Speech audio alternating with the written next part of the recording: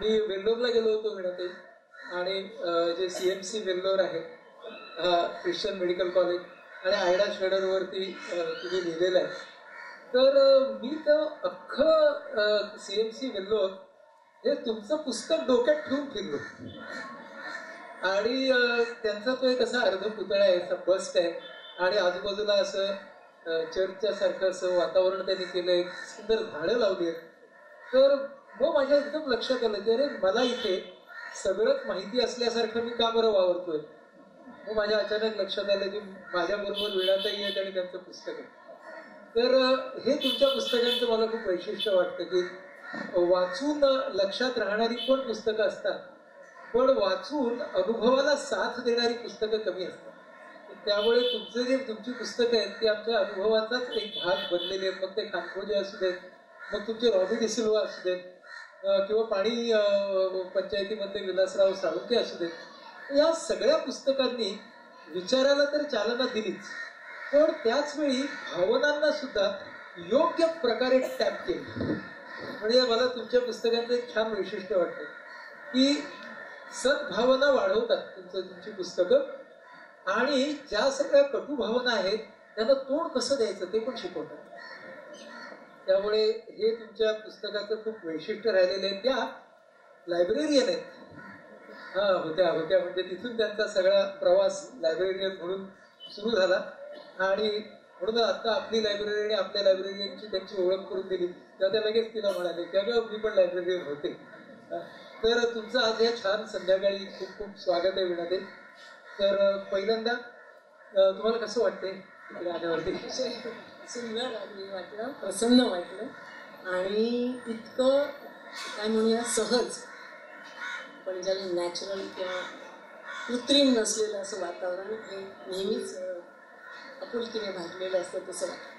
Thank you. मी आत्ता सगळ्या तुमच्या पुस्तकांपैकी काही पुस्तकांची नावं घेतली.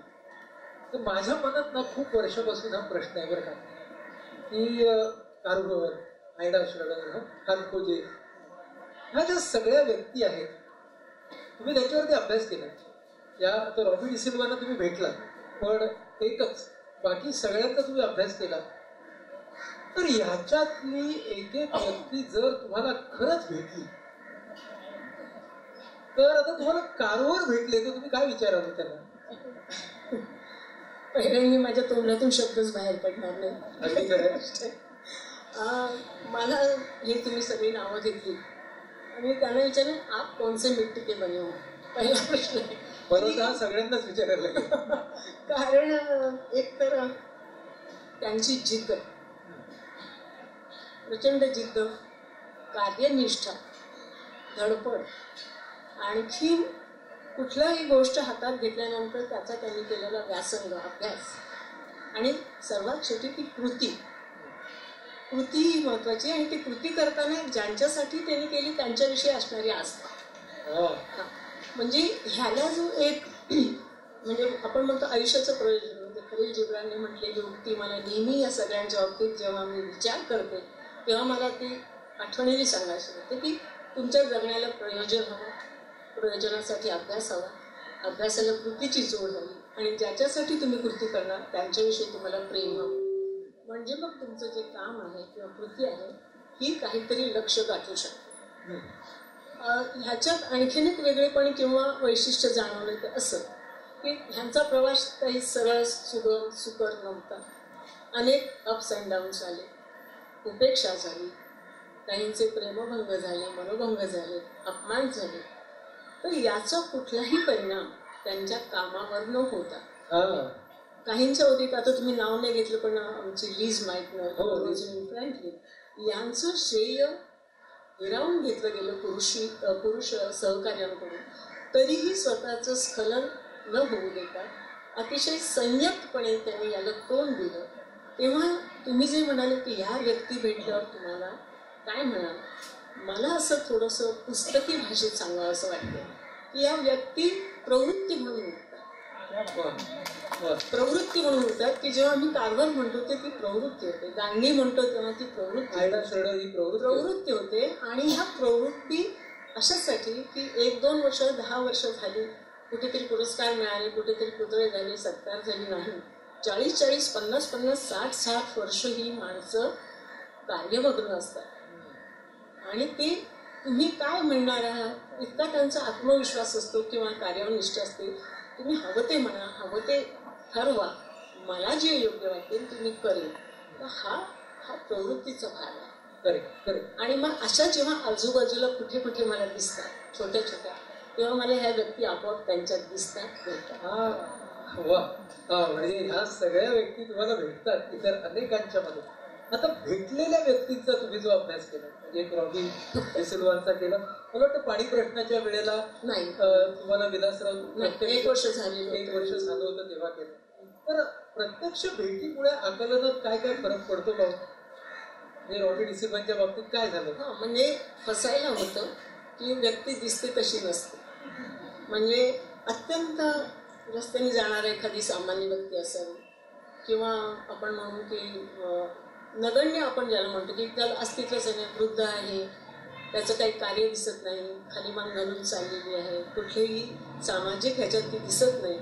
आणि मग आपण म्हणतो की आहे कोणतरी व्यक्ती समाजातली, पण तिचा एक पदर उलटत गेला किंवा एक त्याच्यावरचं पडदा निघत गेल्यावर ती जेव्हा तिचं एक मोठं स्वरूप दिसलं की, आणि ते स्वरूप अशासाठी जास्त मला धक्का देणार होतं की आपण जेव्हा म्हणतो की विक्रम साराभाईंचा मुलगा हे झालं किंवा जयंत नारळीकरांची मुलगी सायंटिस्ट झाली, ठीक आहे, त्या घराण्यात ते होतं. परंतु ज्याच्या घरात खायला अन्न नाही म्हणून गुरांचं ठेवलेलं खाणं खाऊन जो माणूस जगतो आणि जो आंतरराष्ट्रीय कीर्तीचा डिझायनर होतो आणि तो पुन्हा एक सामान्य जीवन संयमाने जगतो, तर हा जो प्रवास आहे हा मला डोळे उघडवला. बरोबर. ह्याच्यात सगळ्यात महत्त्वाची गोष्ट ही वाटते की सगळेच पुरुष, म्हणजे रॉबी डिसिल्वा असो किंवा आम्ही एवढं मोठं कार्य केलं, या सुखाचा तवंग त्यांच्या आयुष्यावर नसतो. ते पुढे जात असतात. त्यांना जेव्हा मी रॉबींना म्हटलं मला तुमच्यावर लिहायचं, तुम्ही लिहित का नाही, मला त्या गोष्टीत पडायचं नाही आहे, ते काय उतरून बसायचं, मला अजून कामं करायची. मग मी लिहिते म्हटलं तुला काय समजणार, तुला ABC पण माहीत नाही, त्यातलं तू कसं लिहिणार. आणि मगाशी तुम्ही भाषेचं जर बोललात ना, तेव्हा मला त्यांचं वाक्य मी म्हटलं अनेकांना, रंजन जोशी बसलेले, त्यांच्या मदतीने मी रॉबी डिसिल्वांचं हे केलं.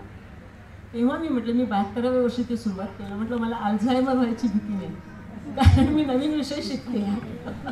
म्हणजे आम्ही तुम्हाला ओपनिंगला का बोलवलं कळलं नाही, कारण गंभीरपणे की न्यू लर्निंग हा इसेन्स आहे या सगळ्या प्रिव्हेन्शनचा. जोपर्यंत नवीन शिकणं ही ऊर्जा उर्मी माणसामध्ये आहे, ते खरं अल्टिमेट अल्झायमर प्रिव्हेन्शन आहे. लेखन हे तुमच्या जीवनात कधी आणि कसं आलं? खरं म्हणजे आता तुम्ही कारवर वाचलेले मराठी म्हटलं, कारवरच्या मनोगतच सगळं आलेलं आहे. तरी सुद्धा काहींनी वाचलं नाही, काहींनी वाचलेलं नसेल असं सांगेन की माझं मगाशी मी सांगितलं मी ग्रंथपाल होते. ते ग्रंथपाल होण्याचं कारण माझं वाचनाची आवड हेच होतं. मी 63 साली जेव्हा BA झाले तेव्हा 2 पर्याय होते. एक होता BEd, त्यावेळेस BT म्हणायचं, शिक्षक होण्याचा. दुसरा होता बँकेत, त्यावेळेस नवीनच नोकऱ्या लागल्या. मला दोन्ही ठिकाणी जायचं नव्हतं. मग माझ्या मैत्रिणीची आजी म्हणाली तुला वाचनाचं एवढं वेळ आहे तर ती ग्रंथपालनाचं शिक्षण घेते, आणि मी ग्रंथपालन केलं. आणि त्या ग्रंथपालनाने मला कदाचित पुढच्या नंतरच्या प्रश्नांची सुद्धा याच्यात उत्तर मिळते की मला कळलं की मी फक्त साक्षर आहे. ग्रंथपालनाचं काम जेव्हा मी ग्रंथपालन शिकले, तो वर्षाचं हे केलं पोस्ट ग्रॅज्युएशन, आपण फक्त साक्षर आहोत आणि ज्ञानाची क्षेत्र अनेक आहेत. आणि त्या ग्रंथपालनात मला प्रत्येक शास्त्र जरी समजले नाही किंवा ज्ञानक्षेत्र समजले नाही तरी त्यांची पुस्तकं हाताळताना किंवा त्यांचे रेफरन्सेस शोधताना हे पण विषय अभ्यासाचे असतात साहित्यापलीकडे, हे समजलं. आणि हे वाचता वाचता जेव्हा माझी मुलं साधारण 7-8 वर्षाची होती, त्यावेळेस प्रादुर्भाव दूरदर्शनचा झालेला नव्हता, सुरुवात होती. पण माझ्या वाचनाच्या आवडीमुळे मी मुलांना वाचून दाखवायचे झोपताना, बेडटाईम. अनेक छोटी छोटी चरित्र मी त्यांना लोकमान्य दाखवली, की जगदीशचंद्र बोस, एडिसन, त्याच वेळेस आम्हाला हे कारवरचं जे पुस्तक हातात आलं, त्याची गोष्ट म्हणून मी मुलांना सांगायला लागले. माझा मुलगा अर्धवट गोष्टी झाली की तो झोपायचा आणि दुसऱ्या दिवशी पहिल्यापासून सांग म्हणायचा आणि मग मोठी बहीण कंटाळायची. आपली गाडीच पुढे जात नाही, तिथेच अडकते कारण अर्धवट झोपते. त्याच्यापेक्षा तू हे लिहून ठेव, मी ते वाचून दाखवून तुझं होईपर्यंत आणि मग पुढे तू कंटिन्यू कर. असं जवळजवळ महिना दीड महिना झाल्यानंतर माझ्या लक्षात आलं की माझी 300-350 पानाची वही भरली. आणि मग आता मी एका शिक्षकांना वाचायला दिली. ते म्हणाले छान गोष्ट आहे हो. म्हटलं गोष्ट नाही, खरं आहे, गोष्ट नाही. पण म्हणे हे तुम्ही काही गोष्टी गृहीत धरल्या, म्हणजे गुलाम म्हणजे काय, विकलं जाणं म्हणजे काय, एकच एक पीक लावून नुकसान होतं म्हणजे काय, अशा अनेक गोष्टी. तर थोडंसं त्याच्यात जर तुम्ही माहिती घातली तर हे छान आणखी. आणि लायब्ररी असल्यामुळे मी पुस्तकं मिळवली आणखी, आणि त्यातले या मुलांच्या दृष्टीने जे मला सांगावं वाटलं ते प्रसंग मी ते जोडते. म्हणजे आज मी कारवार लिहिन तर कदाचित असं लिहू शकणार नाही. त्यावेळेस माझी लय ही त्या मुलांना सांगण्याची. बरोबर. आज मी सांगताना म्हणजे तुम्ही बघाल पुस्तक कारवार वाचलं असेल तर त्याचा सुरुवातीचा बालपणीचा भाग मोठा आहे आणि नंतरचं मी पटापट उड्या मारत सांगितलेलं. आता सांगताना मी बालपण छोटं ठेवीन आणि कर्तृत्व मोठं सांगेन. पण त्यावेळेची लय ही मुलांना जे सांगण्याची होती, म्हणजे लिहिण्याकडे त्यावेळेचं एक मोठा पट मी अशासाठी सांगते,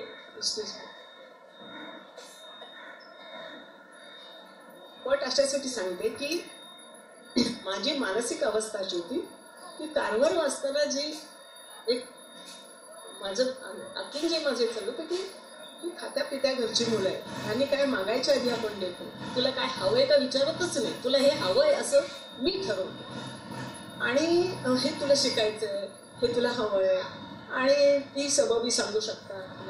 तेव्हा ज्याला काहीही नाही, स्वतःचं नावही नाही, अशी व्यक्ती स्वतःचा निर्णय कसा घेते, स्वतः शिकते कशी आणि त्याचा उपयोग पुढे कसा करते, याचं कुठेतरी मला त्यांना असं वाटलं की सांगणं गरजेचं आहे की तुम्हाला या सगळ्या गोष्टी आहेत आणि त्रैराशिक मांडलं तर तुम्ही काहीतरी केलं पाहिजे. ज्यांच्याकडे अजिबात नाही त्यांच्याकडून नाहिरे वर्गाकडून जे झालेलं आहे ते तुमच्या आहेर ह्याच्याकडून त्याच्यातून ते सांगितलं गेलं आणि मग ते एकदा शिक्षकांना वाटलं की इतर मुलांना समजलं, हा भाग झाला. आणि मग कुठे अशा रीतीने ते लिहिलं.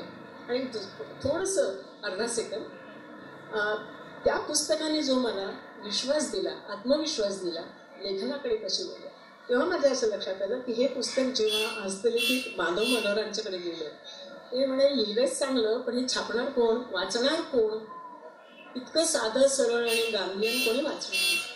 पण आज 36-37 वर्षानंतर हे वाचलं जात आहे आणि त्याने जो मला आत्मविश्वास दिला तो असा की जे मला वाचायला आवडतं असा वाचणारा एक मराठी वाचक वर्ग आहे, त्याच्यासाठी मी लिहू शकतो. किती आवृत्त्या झाल्या 37 वर्षात? 42 आवृत्त्या. टोटल पुस्तकं तुमची किती झाली? 12 पुस्तकं आणि अनेक आवृत्त्या. संपूर्ण लेखन प्रवासाने तुम्हाला दिलेली समृद्धी कोणती? खूप लोकांशी मी कनेक्टेड झालेली, खूप लोकांशी माझा संपर्क आला. पत्रव्यवहार आजही म्हणजे दूर अशा अंतर्भागातली जी ग्रामीण भागातल्या मुलींची पत्र येतात अजूनही, म्हणजे ह्या दिवसात ईमेल आणि किंवा सोशल मीडियावरून नंतर आपण बोलूच त्याच्यावर. याने हा मोठा एक मला कनेक्टेड ठेवलेला, लोकांशी कनेक्टेड ठेवले, समृद्धी दिली. दुसरा महत्वाचा भाग असा की ज्या ह्या लोकांची मी चरित्र लिहिली, मी माध्यम ठरले, त्या चरित्रांनी अनेकांचे आयुष्य बदलले. दुसरी समृद्धी ही मला अतिशय मोठी वाटते की मी प्रत्यक्ष चळवळीतली किंवा अशी नाही. थोडंसं मागचं सांगायचं म्हणजे मी फौजदाराची मुलगी, त्याच्यामुळे सोसायटीत नेहमी रिसिव्हिंग एंडला गेली, मला काही करावं लागलं, मी नेहमी रिसिव्हिंग एंडला. त्याच्यामुळे अशी कुठलीही माझ्याकडे त्रुटी किंवा अभाव नाही आमच्या घरात. कसं अशा वेळेला माझ्याकडून चळवळीत उतरून हातात काहीतरी घेऊन जसं तुम्ही काम करताय तसं करायची माझी क्षमता नाही किंवा वृत्ती पण नाही. अशा वेळेला असं काहीतरी करून आपण कोणाला तरी काहीतरी चांगलं सांगू शकतो केवळ सांगायचंय म्हणून नव्हे, तर सांगण्यासारखं काहीतरी आहे म्हणून सांगणं, हे जेव्हा होतं तेव्हा मला असं वाटतं की ही माझी समृद्धी आहे, अनुभव समृद्ध झालेला. संसार आणि लेखन याचा समतोल तुम्ही कसा काय सांगा? पहिली गोष्ट म्हणजे वेळेचं नियोजन. तर ते कसं करता साहेब? वेळेचं नियोजन म्हणजे मी गृहकृत्य दक्ष गृहिणी नाही, म्हणजे माझे पत्नी बसलेले ते गॅरंटी देते. म्हणजे असं की मी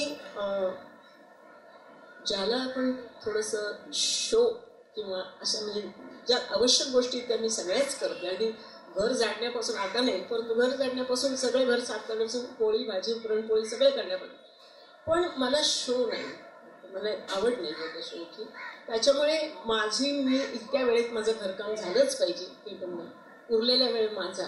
आणि कारभारचं लिहिण्याच्या यशानंतर माझ्या घरातल्या लोकांच्या लक्षात असं आलं की हिच्या वाचनाला आणि हिच्या वेळेला महत्व आहे, किंमत आहे, आणि ती घर माझं ती किंमत सांभाळतं. त्याच्यामुळे मी लिहित किंवा वाचत असले की मला कोणी देत नाही, म्हणजे ते अपेक्षा ठेवत नाही. म्हणजे ते समय कृत्य लक्ष आहे, समय. आणि थोडंसं आमच्या भगिनींच्या भाषेत सांगितलं की बेबी सिटिंग मी फार लवकर थांबवलं माझ्या घरात. नवऱ्याचं मुलांचं कोणाचं बेबी सिटिंग फार लवकर. आणि बेबी सिटिंग मध्ये 50-50 वर्ष जातात. हो. आणि दुसरी गोष्ट मी असं केलं की बायकांची सवय असते, किंवा विशेषतः ज्या स्वतः करिअर करत नाही, माफ करा कोणाचं काही माझं चुकीचं असेल, आपली गरज निर्माण करतात. ती गरज मी नसले तरी घरात चालेल अशी सोय मी केलेली असते. त्याच्यामुळे मला वेळ मिळतो. तुम्ही चांगल्याच दक्ष आहात. शारीरिक स्वास्थ्यामध्ये ज्या काही अडचणी येतात वयाप्रमाणे, त्या सगळ्यांना तुम्ही कसं तोड देता? वाढतं वय किंवा हे स्वीकारलेलं आहे मी, आणि त्याच्यामुळे येणारी बंधनंही मला समजतात. बौद्धिक आणि शारीरिक दोन्ही बंधनं मला येतात. बौद्धिक अशासाठी की आताचे जे नवीन विषय सगळे आहेत किंवा नवीन सगळे उपकरणं आहेत किंवा जे सोशल मीडियाची किंवा वापरण्याची इलेक्ट्रॉनिक, मला सगळी नाही जमत. माझ्या गरजेपुरते मी शिकतो. नवीन विषयांची नवीन मांडणी ही माझ्या बौद्धिक मर्यादेमुळे मला नाही काय वेळ जमत. म्हणजे माझ्या शक्यता ज्या होत्या त्या माझ्या ह्या पुस्तक लिहिण्यात झाल्या. याच्या पलीकडचं समजत नाही. वयाचं बंधन म्हणजे मी फिजिकली खूप ॲक्टिव्ह होते. जरी खेळाडू नव्हते तरी माझा प्रवास येते. आता त्या मनाने माझं बंधनं येतात ती मी स्वीकारते. पण त्यातही पथ्य, औषधं आणि दैनिक व्यायाम ह्या गोष्टी निष्ठेने करते. निष्ठेने करतात. बरं, 60 नंतरचा सपोर्ट हा कसा आणि कोणत्या पद्धतीचा असावा असं तुम्हाला वाटतं? आता काहीच्या बाबतीत आर्थिक बाबी असू शकेल, आर्थिक परवानगी. सुदैवाने मला तो भाग नाही की मी आर्थिकदृष्ट्या आम्ही स्वयंपूर्ण. भावनिक हा एक भाग लागतो, भावनिक सपोर्ट लावतो. दुसरी गोष्ट मला सातत्याने जाणवते असं की तुम्ही कितीही कुटुंब व्यवस्थेचं कौतुक केलं तर आजच्या अर्थव्यवस्थेमुळे कुटुंब विखुरली जातात, मुलं आणि हे लांब जातात. मग मला असं वाटतं की म्हणजे मी म्हणेन सुनेकडून किंवा मुलीकडून त्यांच्यावर अपेक्षा लागणं जुन्या पद्धतीच्या हे होऊ नये. त्याच्यामुळे पेड सर्व्हिसेस उपलब्ध असाव्या सगळीकडे. म्हणजे हा एक सपोर्ट मला वाटतं 60 नंतर हवा आहे की तुम्हाला त्याच्यासाठी थोडंसं पेड सर्व्हिसेस घेता आल्या पाहिजे. किंवा तुमच्या घरात जर असतील सुनांकडे मुलींकडे तर त्या आनंदाने स्वीकारल्या पाहिजेत. आमच्या वेळी आम्ही असं करत होतो वगैरे ही आता तुणतुणी वाजवू नये. म्हणजे मी तर म्हणते की मी माझी अशी तुणतुणी नाही वाजवायची की आमच्या वेळी असं नव्हतं. आता नवीन स्वीकारा. त्यांची लिव्हिंग पद्धत काय असेल ती, त्यांची लग्न व्यवस्था असेल काय असेल ते, त्यांनी त्यांच्या ह्याच्यातून ते काहीतरी करायचं म्हणून नुसतं स्टंट करत नाही, तो काहीतरी भाग आहे. तर भावनिक सपोर्ट हवा आहे असं मला वाटतं. आणि दुसरा गोष्ट मला थोडीशी वेळ देऊन सांगेल, आमच्या वसईत एक आश्रम आहे, वृद्धाश्रम आहे. मला तिथे असं जाणवलं की तिथे गेल्यावर सगळ्या स्त्रिया खूप घेरतात तुम्हाला आणि बोलायला लागतात सगळ्या एकाच. तर एकटेपण येऊ नये हा एक भाग. म्हणजे आता कुटुंबीय व्यवस्थेमुळे सगळ्या चांगल्या घरातल्या आहेत, उच्चवर्णीय घरातल्या आहेत, म्हणजे मला सांगायचं की अशा काही गरीब घरातल्या नाही, राहत्या घरातून उठून आलेल्या त्या स्त्रिया एकटेपण हे त्यांना भेडसावतं. आणखी थोडंसं पुढे जाऊन मी सांगेन, माझ्याच वयाची एक माझी साहित्यिक मैत्रीण आहे, लेखिका आहे. तर परवानगी तिच्याशी बोलायला गेले तर ती मला बोलायलाच दिलं, इतकी ती बोलत नाही. कारण हे एकटेपण, सुशिक्षित घरातली, स्वतः लिहिणारी, खूप वाचणारी, खूप लिहिणारी, पण माझ्या लक्षात आलं, तिला बोलू दिलं. कारण माझ्या लक्षात आलं की तिला स्वतःला व्यक्त करायला कोणी नव्हतं आणि तिला काही पर्सनल बोलायचं नव्हतं, कोणाच्या तक्रारी नव्हत्या, पण तिला भरभरून खूप सांगायचं होतं. तर मला वाटतं 60 नंतर जेव्हा तुमचं संचार मर्यादा येतात संचारावर, तेव्हा ही गोष्ट आवश्यक असेल. एक्सप्रेशन, अभिव्यक्ती आवश्यक आहे. बदलत्या काळाचा तुम्ही आता वीणाताई उल्लेख केला, तर त्यातले काही मुद्दे तुमच्या समोर मांडतो मी की त्याच्याकडे तुम्ही कशा पाहता. तर सुरुवात आपण पहिल्यांदा करूया स्मार्टफोन. मी तर ती दैवी देणगीच समजते स्मार्टफोन. कारण मी इतकी कनेक्टेड झालेली आहे की माझा साधा मोबाईल मला आता वापरताच येत नाही, इतकं. कारण तुम्ही फार चांगल्या पद्धतीने कनेक्टेड राहता. तुम्ही उपयोग कसा करावा हे त्याच्यातून तुमचा एकटेपणा दूर होतो. म्हणजे तुम्ही माझी नातवंद चिडतात, तुझ्या याच्यावर गेम कसे नाहीत. म्हटलं गेम नको आहेत मला इंटरनेट हवंय त्याच्यावरती, ते माझ्याकडे. वापर कसा करावा आहे. सोशल मीडिया ह्याने तर मला फारच कनेक्ट केलंय. उदाहरण सांगते, मी शिकते बरं का काय, म्हणजे अजूनही माझे शिकण्याचे गुगल हँगआउटवरून एक 15 दिवसापूर्वी बीड जवळच्या एका आतल्या दुर्गम भागातल्या झेडपीच्या शिक्षकाने हँगआउटवरून माझं त्या मुलांशी अर्धा तास कॉन्व्हर्सेशन करून. हे मी म्हटलं की माझं नशीब, मला हे वापरता येते. आणि आदल्या दिवशी पुतण्याने माझ्याकडून ट्रायल करून घेतली की तू हे असं ओपन कर, अशी त्याच्यात जा, अशी लॉग इन हो. आणि अर्धा तास त्या ग्रामीण भागातली मुलं माझ्याशी बोलत होती. एवढा तो मला आतून हलवणारा अनुभव होता. किंवा क्विक कम्युनिकेशन, म्हणजे तुम्ही आता व्हॉट्सअप तुम्ही चॅटिंगसाठी वापरताय का इन्फॉर्मेशन कलेक्शनसाठी वापरताय. तर जुन्या नोंदी रॉबी डिसिल्वा यांच्यासाठी मी पहिल्यांदा हा स्मार्टफोन का घेतला, तर मला त्यांचं रेकॉर्डिंग करायचं होतं. म्हणून मी वॉकमन शोधायला गेले. तर पुतण्या म्हणाला वॉकमन जुन्या जमान्याचा, तो स्मार्टफोन घे, तुझं रेकॉर्डिंग होईल, शूटिंग होईल, सगळं. 9 तासाचं मी रेकॉर्डिंग केलं त्यांचं. त्याचा मला फायदा झाला. ते जे रेफरन्सेस ते रेफरन्सेस द्यायचे, ते मी लगेच इंटरनेटवर शोधायचे, हातातच माझ्या तो स्मार्टफोन असल्यामुळे. तर मला सगळे जरी ॲप्स वापरता आले नाही तरी माझ्या गरजा वापरणाऱ्या सगळ्या गोष्टी मी शोधू शकतो. खाद्य जीवन कालचं आणि आजचं. खाद्य जीवन मॅकडॉनल्डमध्ये काय मिळतं याच्याशी माझा संबंध काही नाही आहे. कारण मी अतिशय साधं खाते आणि no bakery food, no fast food. भाकरीला आमच्याकडे अजूनही सन्मानाने खाल्लं जातं. आणि मीच नव्हे, माझ्या घरातली नातवंड सुद्धा भाकरी खातात. हो, आमच्याकडे बेकरी फूड, आमच्या खरंच अगदी अभिमानाने सांगते, माझ्या मुलाच्या घरात बिस्किट मिळणार नाही. चिळी भाकरी मिळेल पण बिस्किट नाही. सगळ्या उसळी भाज्या वगैरे. त्याच्यामुळे हा जो प्रश्न आहे, म्हणजे सोन्याचा भाव वाढला तर काय होईल, तेलाचा भाव वाढला तर काय होईल, किंवा फास्ट फूड मिळालं नाही तर काय होईल, हा माझ्याशी लागू नाही. ओके. कौटुंबिक नातेसंबंध. कौटुंबिक नातेसंबंधाचा मला अतिशय चांगला माझ्या लेखनातून मिळालेला मला अनुभव मी सांगू शकेन. मी आयुष्याचा सांगाते म्हणजे इंटिमेट डेथ या पुस्तकाचा अनुवाद केला आणि मला आनंदाने सांगायचं होतं की रवी बाप्पांनी त्याचं प्रकाशन केलं होतं. त्याच्यात त्यांनी कौटुंबिक संबंध असोत किंवा नातेसंबंध असोत किंवा मैत्रीचे असोत, त्याच्यात एक वाक्य त्यांनी खूप सांगितलंय, तुम्ही समोरच्या व्यक्तीला भेटाल किंवा तुम्ही तिला शेवटचं भेटताय असं समजा, म्हणजे तुमच्या स्वभावात, तुमच्या वागण्यात आपोआप एक रुजुता येईल, एक मार्ग होईल, एक समजूत येईल. तर हा एक अतिशय मोठा मला त्यांनी संदेश दिला. त्याच्यामुळे तो एक भाग मला महत्त्वाचा, तो मृत्यूकडे बघण्याचा एक चांगला दृष्टिकोन दिला की तुम्ही एक तर तुमच्या आयुष्याचा पासून, तुमच्या पहिल्या श्वासापासून तुमच्या सोबतीला आहे, जोडीला आहे, कधीतरी तो हात सोडणार आहे. तर ती एक जी म्हणतात त्या तयारीमुळे मी तयार असं म्हणते की मुलांच्या बाबतीत, सुनांच्या बाबतीत, मुलीच्या बाबतीत मी थोडंसं डिटॅच व्हायला शिकले, की त्यांच्यात लुडबुड नाही करायची, त्यांच्यात स्वतःला तसं अडकवायचं नाही. व्हायचं तर त्यांचं मित्रमैत्रिणी म्हणून व्हायचं, त्यांची आधुनिक काय त्यांची यायचं म्हणजे त्यातला भाग असा होतो की ह्या ओपन चर्चा किंवा ओपननेसमुळे किंवा ह्याच्यामुळे जे आताचे नवीन इश्यूज आहेत ते मुलांकडून किंवा सुनांकडून मला समजतात. आणि माझी लेवल तेवढी नसली तरी त्याचं कुठेतरी एक थोडंसं दर्शन मला होतं. तर हा एक तुमचा जर आर्थिक अडचणी नसतील, मला असं वाटतं पुष्कळ ठिकाणी त्या येत असाव्यात, तर मला असं वाटतं सौहार्दाने कसं टिकवावं.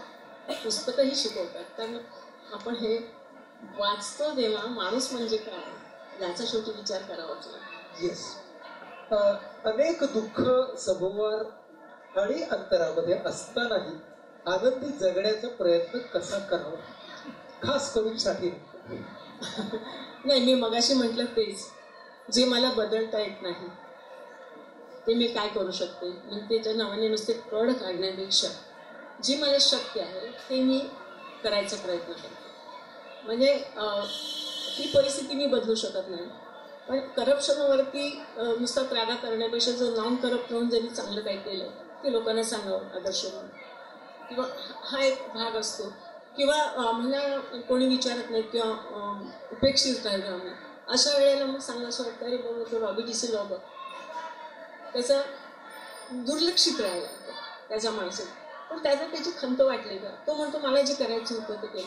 म्हणजे मला असं म्हणायचं की जी आपण मूल्यव्यवस्था मानतो चांगली म्हणून, तिचं प्रोत्साहन किंवा तिला आवाहन करणाऱ्या गोष्टी जर आपण दिल्या. कारण मी आता जो मी सोशल मीडियाचं म्हटलं, अतिशय मला आश्चर्य वाटतं की माझ्या संपर्कात 25-30 वर्षाची खूप तरुण मुलं येतात, ते काही जण उठून मला भेटायला येतात आणि ते असे माझ्याशी रिलेट होतात की ही मानवी स्वभावाची मानवी गुंतागुंती तुमच्या ह्याच्यातून आम्हाला हे मिळालं की आम्ही हे करू शकतो. हा मला फार महत्त्वाचा भाग वाटतो. तर मला म्हटलं मला जे येत नाही त्याच्यासाठी मी गळा काढण्यापेक्षा जे येत आहे ते मी वापरेन. वा वा, किती छान. आणि माझ्या या फेसबुक फ्रेंड पण आहेत, तर फेसबुकवरती खूप ऍक्टिव्ह असतात आणि खूप छान छान गोष्टी फोटोग्राफ्स काढून ह्या सगळ्या टाकत असतात आणि त्यांच्या पोस्टवरती खूप साऱ्या चर्चा मग चालू असतात. मध्ये एक इंटरप्ट करते, मग असा मुद्दा परत माझा तुमचा वेळ खाते पण नाही त्यांचा खाते.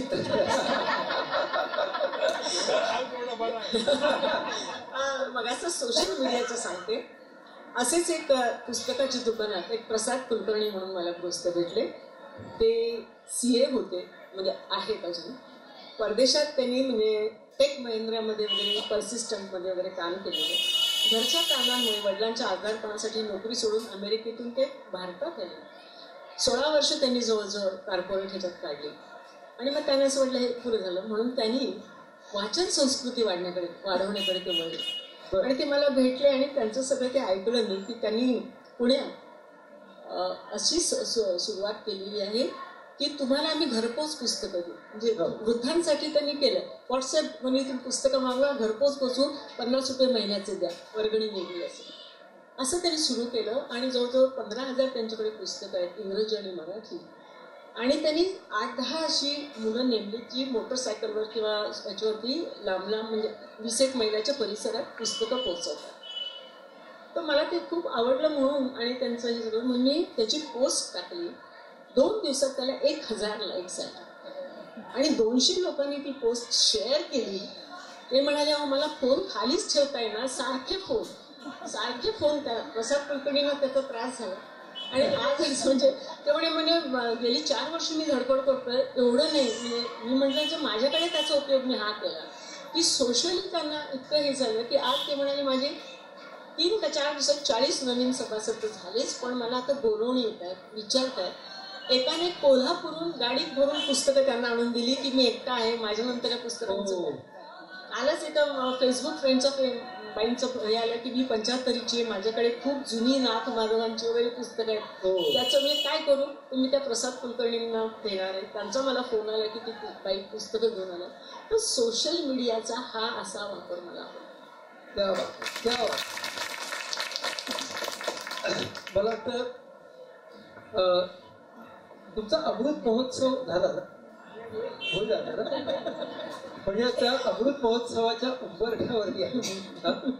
तर अमृत महोत्सवाच्या उंबरठ्यावरती असताना तुम्हा सगळ्यांना आमच्याकडून शुभेच्छा देण्यासाठी आजचा हा प्रसंग मला फार छान वाटतो की तुम्ही अमृत महोत्सव म्हणजे फक्त वयाची 75 वर्ष नाही, तर अमृत ह्या शब्दामध्येच मोठी गंमत की ज्याला जगण्याचं सार समजलं त्याचाच खरा अमृत महोत्सव आहे ना.